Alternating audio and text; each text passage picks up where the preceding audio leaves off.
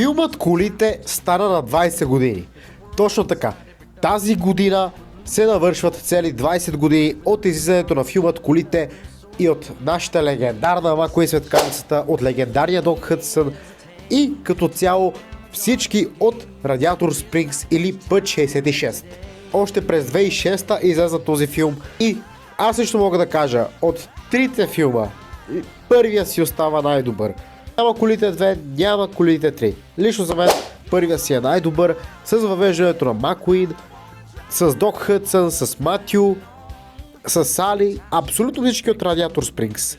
И не само това, историята на първия филм, начинът по който беше представена, персонажите, като цяло всичко беше доста готино, доста забавно и аз не мога да повярвам, че се навършват цели 20 години от просто този филм. Още едно доказателство, че ние удъртяваме все повече и повече.